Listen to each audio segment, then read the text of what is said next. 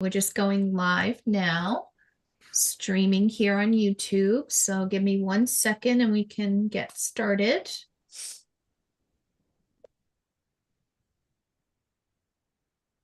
All right. Hello and welcome, everyone. Glad to have you here. Today is Wednesday, 8 p.m. Eastern. We do our live open office hours. This is April Cox. You can ask me anything about self-publishing, and I usually utilize this half an hour to an hour together to help you get the guidance that you need as newbies to move forward with your self-publishing journey. So if you have a question, feel free to go ahead and post it here on YouTube. You can also join us live if you want to be live here on Zoom with us. You can go to aprilcox.com/events and you will be redirected to my Zoom, and that will allow you to participate live with us. So I just want to open it up for those of you with me. Do you have anything specific that you would like me to walk through for the open Q&A today?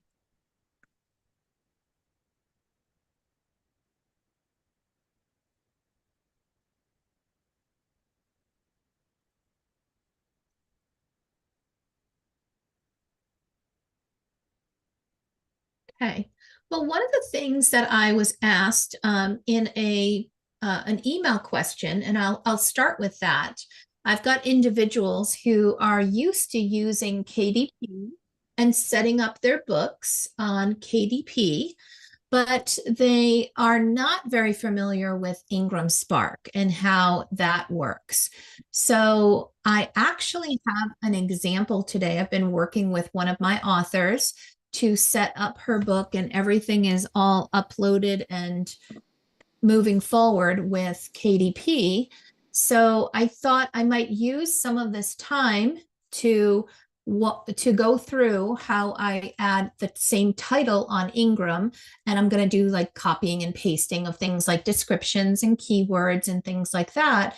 But I thought that would be really helpful for those of you that are struggling with Ingram Spark. First and foremost, I would like to just give you an explanation of even why would you use Ingram Spark. So for most of my authors, we are children's book authors. And as a result, we are able to do an ebook on KDP and a paperback. But if you don't have at least 75 pages, then you can't do a hardcover on KDP. So as a result, we look for other opportunities. Where else can we have those hardcovers print on demand and printed? And Ingram does allow that. So Ingram becomes an attractive option for that. Now, of course, you could use things like Publish Drive, which then also sends your print books through Ingram. But I do like to go directly to Ingram for another benefit, which I will say that when you're setting things up on KDP on Amazon, you have the choice about whether or not you want to utilize their extended distribution. And that means, do you want them to send to other bookstores, other distributors, and kind of manage that for you? They take their piece, the distributor gets a bit of a discount, and you get what's left for royalties. However, I always tell my authors, don't do it. Do not opt in for expanded distribution with KDP. Instead, use Ingram Spark as your expanded distribution, because they are going to get you into 44,000 and counting different places. Many bookstores, librarians, just kind of boycott Amazon, and they wouldn't want to go there to purchase, or even if they are getting a discount, they wouldn't want to go there. However, they have embraced Ingram. Ingram has a number of different distribution options for you. Baker and Taylor, you'll see your book on Barnes and Noble, Target, Walmart. There's just a ton of opportunities. Books A Million. And so as a result of that, and you get to control the discount that you provide to them. You get to control whether or not you offer returns to those bookstores.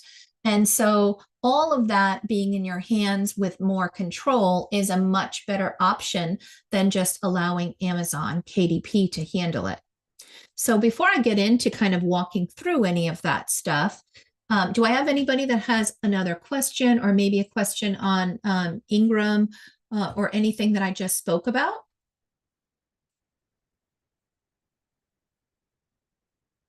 Okay, so Small Town Reporter on YouTube. Hello there, welcome. Says, I'm working on having my book available in libraries. Is the library control number enough? Great question. I think you're talking about the LCCN number, which is Library of Congress control number. We as authors can apply for that even if we're independent authors, and they will give us the LCCN number. However, you should take it one step further and get the PCIP block, which is something that traditional publishers can get through the Library of Congress. But most of us that are independent authors are not publishing ourselves and 3 other authors. If you are, you would qualify to go through the Library of Congress to get your catalog in publishing block created. That is a block of text that goes on your copyright page. And those that are in libraries or in the literary community know exactly what it means. It helps libraries to categorize and know where to sort and put your book in the library. It does not guarantee that you're going to get into libraries, but it does, without it, it is very difficult to get into libraries. So I always recommend going to cipblock.com. They are the third party that I use to get a new CIP block. If you're a brand new customer, it's $85. And if you are a returning customer, she charges $70. But if you go to cipblock.com, she has the CIP service, all of the information that you need to provide to her so that she can provide you, categorize, and put everything there, all the classifications that you can then take and provide to your designer so that you can indeed get the everything looks exactly the same as any traditionally published book would. So I do highly recommend doing that. Just getting the LCCN number is not enough. Okay, I hope that helps. Welcome, Coach Shanita. How are you? Nice to see you here. Do you have any specific questions or things you'd like me to add to the agenda? No, I just joined, but have been sort of lurking for the last year. That's okay. But I've officially joined because now's the time where I'm going to work on my first children's book. So just excited to absorb because I think I'm still in the early stages of figuring out my books. But I am a self-published author. I have a self-help memoir, and so I am realizing how different the adult nonfiction world is and the children's book world is. So I feel like I'm like relearning. I'm getting like a whole new degree on all Right. of it. Well, you know what? It is kind of like getting a master in publishing when you start doing your own publishing. And there's a lot that goes to it. And I'm happy to answer. While the lion's share of my experience is with children's books, I do have an awful lot that I've also done with nonfiction, fiction, novels, and others. So I'm happy to answer questions as that comes up for you. Yeah, yeah. I'm just learning and absorbing right now because the children's book world is there are definitely major differences. So All yeah, I right. don't have any specific questions. All right. So I'm going to just share my screen here, and we're going to take a look at KDP versus Ingram.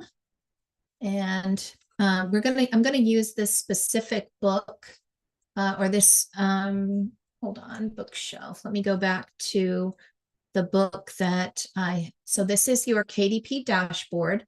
And the book that I am helping to produce or to publish is The Wicked Wizard and the Worms. So what I'm going to do, I'm just going to hit this for a second because I've already published on KDP.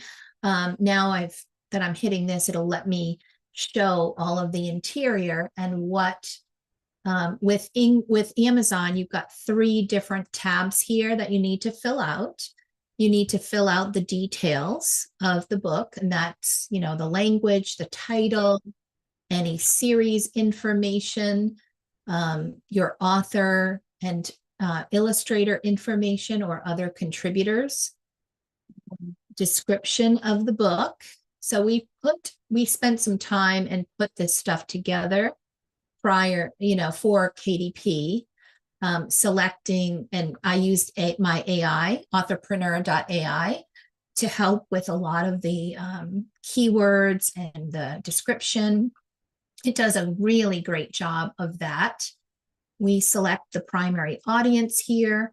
The marketplace primarily that we're focusing on is Amazon.com.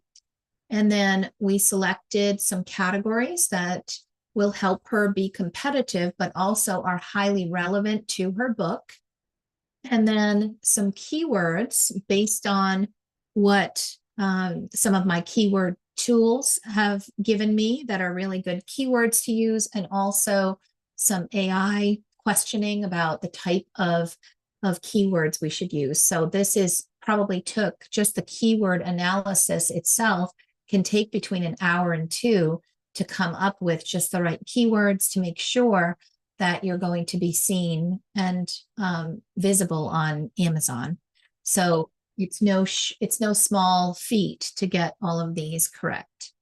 The publishing date you can select, but we just typically move forward with releasing the book right away. So what I'm going to do now, I'm going to take this information and kind of copy between Ingram, which is here, and KDP, so that you see the differences in how loading things up on Ingram Spark is. So here, she has other books that she's released. So we've got The Cross-Eyed Kitten, The Secret of the Penguins. So we're going to create a brand new title, which let me do here. Titles.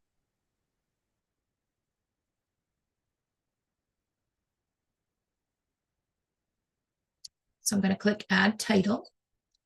And this is really going to be a walkthrough of how to set something up on Ingram Spark. So we choose print book only. We're not doing ebooks on Ingram. If we were doing any wide distribution of ebooks, I would use something like Draft to Digital or Publish Drive. Ebooks on Ingram Spark, just they're not the best alternative, the best platform for that. So we're doing print book only. And I'm going to say, yes, the files are ready. And just check off that, yes, I have the cover and the interior. And then it wants to know if you only want to print the book for yourself, or if you're printing, distributing, and selling the book. And that's what we're going to be doing. So we're going to choose that and then hit continue.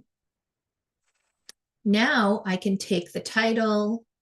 Let me just put English language. So I'm going to just grab and copy and paste because I want these things to be the same. I don't want any fat fingering or extra. Whoops, that's not right.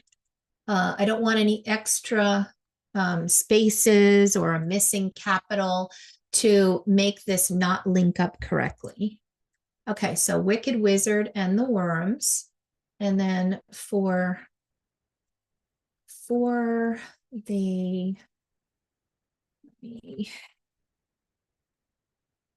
I'm going to log in also to my identifiers, which is Boker. If you are using a different ISBN service like Thorpe, or if you're getting them for free from Canada, or countries that provide it for free, you just want to make sure that when you're setting up things from your KDP, um,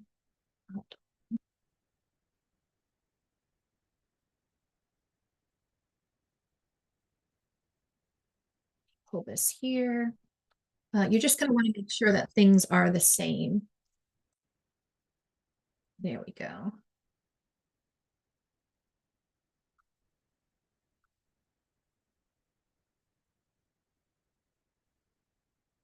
Where is she?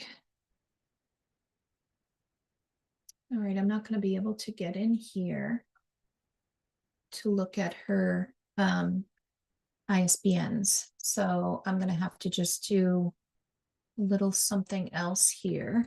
Let me see if I can get in and see it here. In review. Darn.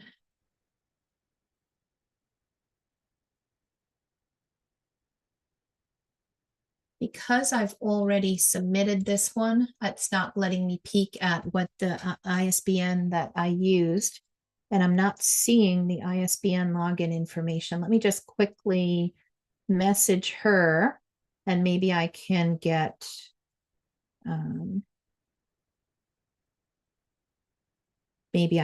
take another question while I'm waiting for Judy.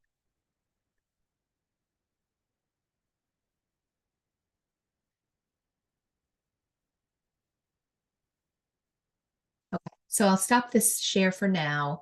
But the reason why I opened up and I want to have ISBN and make sure that Boker matches what's in KDP, which matches what's in Ingram, is because if you don't, even if the subtitle is slightly different or one has a subtitle and one doesn't, it throws a very obscure, weird error, and it could take you 2 weeks to figure out what the heck is going on. So you want to make sure all of those things match, because Amazon KDP does do a check against Boker to make sure that the ISBN you've used, your publisher name, as well as the title and subtitle of the book all match what you put into KDP.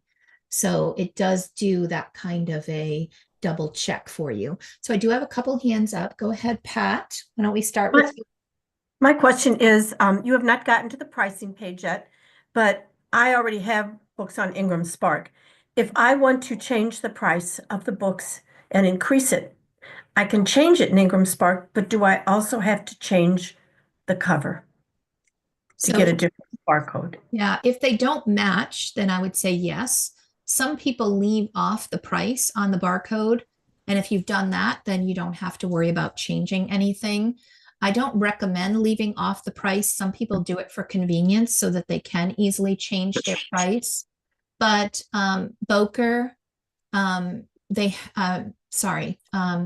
Spark had a webinar where they were asked how important is it to have pricing, and they said with Barnes & Noble won't bring the books into the store unless there's a price on it. Then I hear a little bit of a conflicting thing from other authors say, well, Barnes & Noble took my book and mine doesn't have a price on it. So there's a little bit of a conflicting information, but Ingram Spark recommended in that webinar to put a price on it. And when I go into Barnes & Noble's corporate office, where you can apply to actually have your books brought into the store, and have it distributed through Barnes & Noble, they say that there is a requirement of having a price tag. So that's why I don't mess around with that. I just say, let's just put it out there. And if you do change the price, then just regenerate a new barcode and add that to the back, either using a PDF editor and just slap it on top of the other one, or just go back to your designer. And it's a very minimal effort to swap out a barcode. Thank you. I should also say that you do not need to buy a barcode from Boker. They will try to sell you one. Oh, I'm sorry, Pat. I meant to remove Spotlight and I removed your video. I didn't mean to do that. Let me get you back here. and fix that for you. There we go. So yeah, Boker will try to sell you and upsell you when you're buying ISBNs, then tell you that you need to have a barcode for each one. And like everybody else, I did that, every time I worked through it. But there is a site called Bookow, BOOKOW.com, where you can generate your own uh, barcode file for free. You just put your ISBN, you put what price you want to use, what your email address is, and then they'll email you the file that you can then use as an image file to put right on top of the back of your book. Okay. All right. Go ahead, Leslie. How can I help you today? Let's see. Hi there. I met with uh Holly today from my Okay. graphic designer, and we were going through a bunch of things, and I think we're set up as far as what needs to be done, but I also met with Glaza, or I didn't meet with her, but I saw what she had done. And question for people out there, Glaza had put on my website, because they're trying to update it, a thing for the launch team. But when you clicked on it, there was nothing there. So I had sent her a note saying, is there a way to say coming soon or take it down? I don't want people to get frustrated, if they click on the launch thing. So, that's kind of my question of what other people have done, because my newest book will be, I mean, it's ready now, but I want to do it in May because I want to do it right. Yep. So I'm just kind of looking, and also Jostens, or coming through the Genebeth, my printing is being done for the offset through them, and I had the reviews from Reader's Favorite, Mhm. and I have the 5-star reviews from three different people, but I can buy the little what do you call it, the stars or whatever. I wondered if other people have bought those and then slapped them on their books, Yeah, because if you've already got some in print, you can definitely okay, the stickers and stick them on. The other thing you can do is you can upload those medallions onto the front cover. So in the same way that we update a barcode and we just slap that on, you can have your designer place your 5 stars from Ingram right on that front cover so that, sorry, from Reader's Favorite on that okay. front cover. And then every time it does a print on demand of that book, it will include the award on the front cover. So, okay, I have to go back and look at it, but who puts it on? Is it from Reader's Favorite or Amazon? Once Nope, I, your designer would put it on. So when you got the 5 star medallion from the reviews that you received, okay, they also tell you where to go and download the medallion.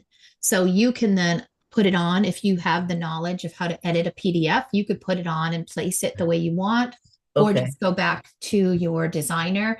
And I know Praise Safflers and Holly yeah, Moore, who both work on your books, they yep, both know and have the medallions that they can easily place for you. okay. That's something I'll be working on for that. Thank Okay. you. I'm just going to share your screen here too for ocean pollution solutions. So this is your website, leslieflanagan.com. So are you talking about this newest book here that you don't want people to get confused when they click on Right. team? Yep. So right now, when they click on it, it doesn't do anything. Nothing happens. So, So that's we need to just have like a little pop-up or a sign-up form that right. allows them to join the team. So I can let oh wow, this is really It, cool. and well, that was the other thing. I had a question for Praise. I get the water, but Yeah. she was fixing things for me, but I did not get the, it's cool with the Mhm. branches in the back, but I wasn't sure if that where it fit in. That's all. Yeah, Uh, it's more about nature, I think, the okay. water and but if you'd like to just leave the water, I'm sure that Glazer can just make sure that it doesn't switch and just Yeah, we're back. talking through that. She did a bunch, and then sorry everybody, I'm just talking. But then my video books, or the trailers, the video trailers, were out of sync and they were too big, but then they disappeared. So I asked her, can those I come wonder back? if there might be on the books page.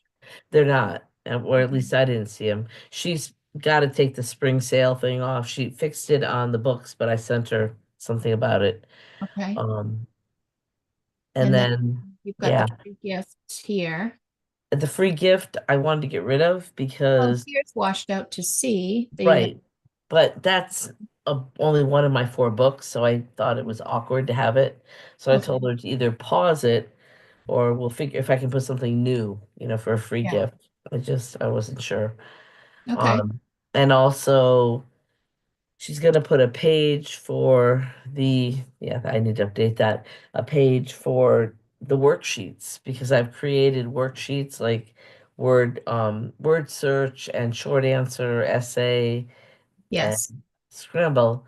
Um, but she's gonna put that on there. So as soon as I have it, Hmm. let me ask you or anybody else out there, um, praise or Glaze said, "Oh, just send me the text on that," and she can do it. But my question to her, and it was, later today, was can she actually put it into a form? Because I had been working with Leslie to create those pages. You know what I mean? I've written it all out myself, all Hmm. the questions and the crossword and all of that. I don't know if anybody else has done that on their books. When you Just say put it into a form, are you talking about like sign up here to download the form? they can download. I want it to Mhm. be so once they buy the book, they can go and they can get the activity sheets. Before, Right. for people who know, in my first 2 books, I had an activity book made, but I'm trying to avoid that this time where they can just go and get the sheets. So, Okay. um, Okay. question not to be. So definitely the fact that you're using Wix as a platform, the Yep. types of things that you're asking Glaza, who's my web designer, by the way, guys. Yep. And I'm now offering web design and web development stuff because I'm employing this web Yeah. designer for my company full time now. So if you are someone who is looking for help with your website, she has that experience with both Wix and WordPress, and even some other sites as well. So I love the design here, and this type of little things that we need to tweak for the Mhm. website is going to be really easy. Okay. It makes it really simple to do, the kind of thing where they're signing up for something and then Right. it automates the email and it automates delivery of the solutions. And I can show you, if I go to mine, let's see, try this one. Oh, this is kind of one of the types of things that I've done on my site where there's a free gift and I'd say something like your free book is waiting, where should we send it? So all I really want them to do is give me their email address and they're going to get some freebies from my first book in my series. It also shows the book trailer that they can get familiar with the book if they want to see that. But I give people a lot of stuff. Yeah. They get the picture book PDF, they get the video book, audio, an original song, a teacher's guide, a coloring book. So I'm giving them like this big packet of stuff that's for my first book, but it's one way that I'm able to grow my platform, grow my email list. And once they fall in love with the first book, there's 8 others, 9 others. So it does help to have this kind of thing. So the way that Wix works is when they sign up here, it kicks off an automation, which is an email that goes to them and says, verify your email. And then once that's verified, it sends them the download, an email that has the images and a download link where they can download all of the images, or all of the pieces of that they want for the book. So that's been really helpful, and it all of that automated delivery is all built into Wix. So for a geek like me, it's really easy to do. But between myself and Glaza, who makes things pretty, I can definitely hop in and make them functional. So next time we meet, if she hasn't already taken care of that for you, I can help you with that. And also a quick thing, I'm on Holly Moore, Red Ribbit. I'm on Mhm. her launch team, and Yep. she had the thing 1 and 2 and 3. And I talked to her about it today. I don't know if anybody else is on her thing, where they get, if you sign up and then and do the review on today's whatever on Friday, then take a picture of your reviewing and you send it to her, then she will send you a $5 coupon off on the books or whatever. So I don't know if anybody else has done anything like that, because as I'm approaching launch, I'm trying to think of different ways to make it work. That's all. Yeah, I would stay away from that kind of thing because of Amazon terms of service, where you're not allowed to pay anybody or provide any kind of gift card or things like that in exchange for a review. Now, if you have a team, you built a launch team, that's a wonderful thing. And I think that getting people, so what I usually say to my launch team is, I want you to do three things. Sign up for 99 cents. Basically buy my ebook for 99 cents at launch. And then when it goes live, so it's a pre-order at 99 cents. And then when it goes live, during launch week, just provide a review. So that's number two. Number three, go ahead and spread the word, whether you want to post on social media or provide a little review on to back to me that I can use on my website. So those three things, and then I usually give them a list of like what they are going to get for being on my launch team. And so I do provide a discount or a link where they can purchase my hardcover for a discounted price, but I'm not, it's a little bit different than giving them a $5 coupon or whatever. So I think it's okay to celebrate with your launch team and say, here's a link for you guys. I've set up this discount. You can take advantage of that. So I think that's okay. I would just be careful for like take a picture and then do some kind of, $5 coupon as a result of having a picture of a review. I'm all for kind of trusting your launch team to do what they said that they were going to do and following up and, having good email sequences that help count down and give them plenty of warning that it's time to do what they're supposed to do. And then from there, so I usually do give discounts on my hardcover book. That's well more than the 99 cent they spent on my ebook. But they also get the good karma of helping out someone else. So that's always a good thing. And they get to be one of the first ones to access the book and to see the book and to be able to review it. And so that's a big deal for people who really love the books that I write.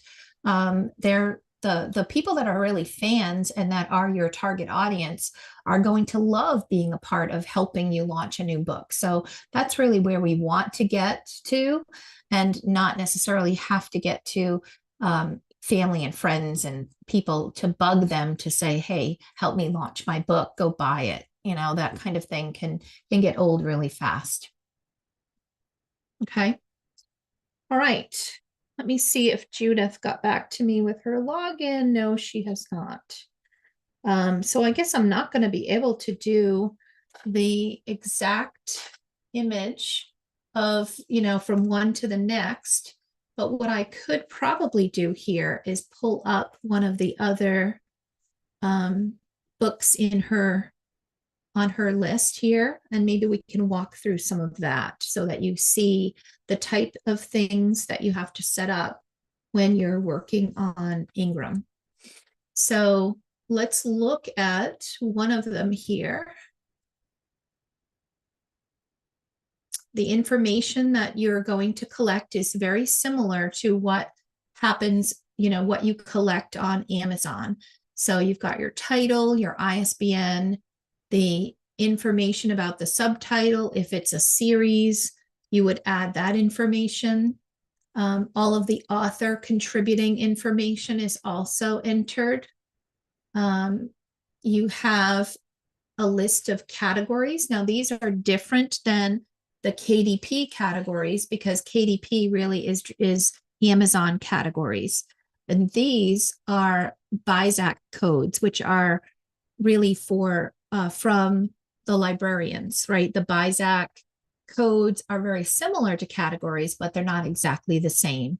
So when this gets sent and published to the distributors and Amazon gets it, they'll kind of do a crosswalk on juvenile fiction, animals, penguins, and they'll try to find the correct category on their end that they would match it to.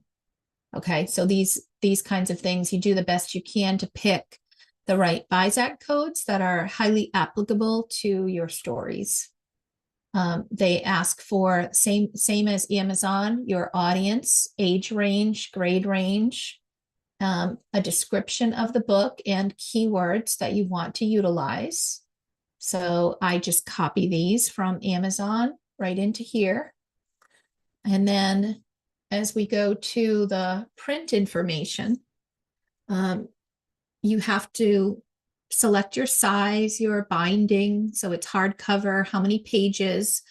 And as you pull through all of this, it will tell you how much it's going to cost you to print this many pages in a hardcover book. And you have the ability then to set up your pricing. And these are what I typically do is minimum discounts until you know that you have a store that really wants to carry your book. Then you might want to tweak the discounts. Maybe if they require a higher discount or they say that they absolutely require returns, then you might be, want to come in and highlight this. But I just leave it as the minimum discounts for each market, and it will show you the compensation that you're going to get with each one. And it's not a lot. When it comes to hardcovers, if you're charging $18.99 and you're just paying the bare minimum discounts, it's only $2.32 royalty. So obviously this is not going to be a big money maker. A lot of people now are doing a minimum of $19.99 or $21.99. It depends on how many pages and what kind of finish that you have. So here, there's a choice between the standard color and the premium color. And if we chose premium, this would be even less of compensation. It would probably be more like 50 cents. Because if you choose the premium color, it's more saturated. It's also more expensive to produce. So this is kind of where we go through and we're able to select the pricing and the choice of discounts and whether or not we are willing to accept returns. I used to say yes to the United States and Canada. Unfortunately, I've been seeing some really screwy things happening with returns these days. And I think a lot of it's coming from Amazon, but they're waiting until the very last minute. And then they're saying that they're returning a bunch of books. You end up as an author paying for more than the price of what it sold for, because they charge you for the printing and they come back. They have up to a year to return the books that they have taken in.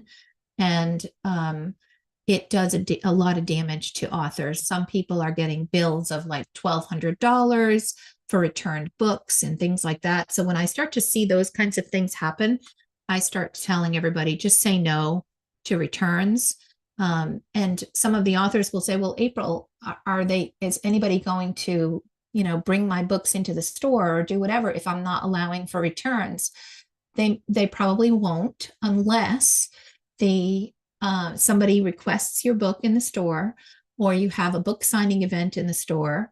But what this no returns and the lower discounts does not impact the fact that your book will appear on their website. So barnesandnoble.com, target.com.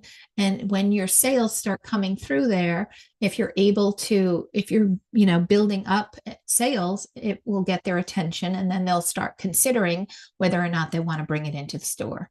So it's not going to prevent those kinds of sales. It will appear on dozens of retailer sites on their website for people to order. Okay. All right. So You also have the ability to put your release dates on here. And one thing I really like about Ingram that KDP doesn't allow is if your publication dates, let's just say this is November of 2025, and I have both of these dates set as a future date. When I actually approve this for distribution, it will go and push the books out to Amazon and Barnes and Noble and all of those other places, and it will show up as a pre-order with a November 25 date.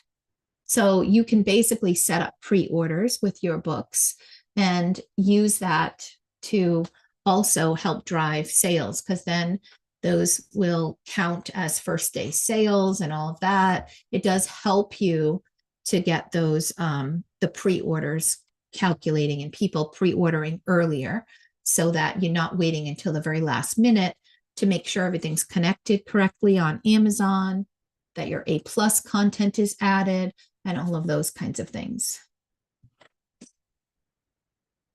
And, Pat, you asked about pricing. If you wanted to come in and change pricing, you would just hit this edit button. You would have your pricing here. When you do change the pricing, it usually tells you that you're going to have to upload new files. So you would just upload a new cover file that has the new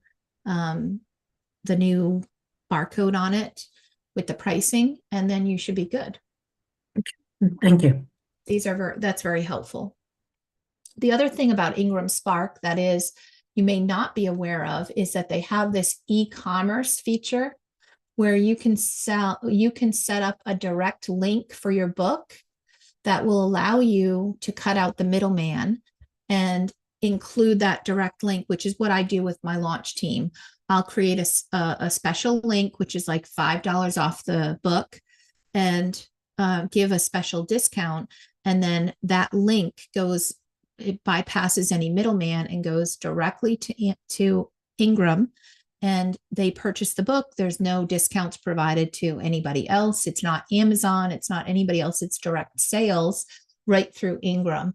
And they take a small bit of it, but it's nothing like if it had to go through Amazon or something else. So you're able to set up those direct e-commerce links. And you can incorporate that even into your website if you wanted to. Go ahead, Leslie. You had a question about that? Yes, because I know when we set it up, we did the e-commerce link, which Holly and I talked about a lot today because each of them had a different QR code. So we talked about having one QR code that would then send people to wherever it was. My question on that is, we say we take out the middleman, but say I go to my aquarium when I go back and I say I have these 2 books that I think would be great. How do I then tell them that do they go, what does it look like when they actually order the books? I guess my question. Are they talking to me? We've taken me out as the middleman, but at the same time, do they need to talk to me in order to order the books on that e-commerce? No, all they just need is the link. So if you let's just say on your website, you have, bulk purchases, discounts, and then you can say, this many books or more, you can click on the link and you can buy through this link here. And it's set up for a specific discount percentage. And then it also, what they'll see is a new screen when they go in that says the title of your website and says powered by Ingram. And then it shows, it's just like any other shopping cart page. It allows them to check out and make a payment, and the direct sale goes to Ingram, which then they do the print on demand and ship the book out, book or books. Okay, I'm processing that, so I will. Okay, thanks. Yeah, I know it's a little convoluted. And then of course, there are people who have vetted titles that say, I really want to print high quality books, not just this print on demand, lower quality. I want something that's really high quality and I need a distributor or I need somebody that's going to house them and then fulfill them because I don't want to do that myself. So if that's you, then there's a great video that I published on YouTube where I interviewed Jennifer from Pathways, and we have a great relationship, and I'm able to pass authors that come through me. I usually vet them, make sure that they understand the different fees and the things that they're going to be doing, that they've they've vetted their title, so it is selling in in bulk, or that at least they can say it's been tested. Yes, I'm selling hundreds of copies a month or something like that, right? You need to have the title. When you're going to a distributor, you don't want to send them thousands of books and just have the books sit there. So there are distributor options. You don't have to pitch the distributor. You do pay for their services. You pay for the storage of your books, but you're able to drive the price of the books much lower when you're printing in bulk, and you also get a much higher quality book. So by driving the price down, maybe you're ordering a book for $4, $5. I have one author that drove her book to $2 and change. So, but she had to buy a lot of them to get them down there. But a beautiful 10 by 10 inch book with embellishments and everything, she was able to get down to $2 and change. And the books themselves, she's selling for $25. So even though she has to pay for storage and they fulfill the books and they charge her for that, she's still making more money per book doing that than she would have through print on demand. And she's able to get a much higher quality book, so it elevates her brand as well. So that's something that not everybody will be ready for, but it is certainly an option to think about once you start seeing that your sales are building up and it's worthwhile. It's time to elevate and stop with just print on demand. Okay. All right, let's see if we've got any other questions here. Oops, I think I accidentally closed my YouTube. All right, well, it's just about time to close them down anyway and move into our, let me see, let me just stop the live stream. There we go. All right, so if you are watching me on YouTube, it's been great to have you, and thank you for your time today. Come back again each Wednesday at 8 p.m. Eastern and bring your questions or join us live. And keep coming back, keep learning. It does take time to allow all of this knowledge to sink in. There's a lot to learn, but you have got this, and we don't need any gatekeepers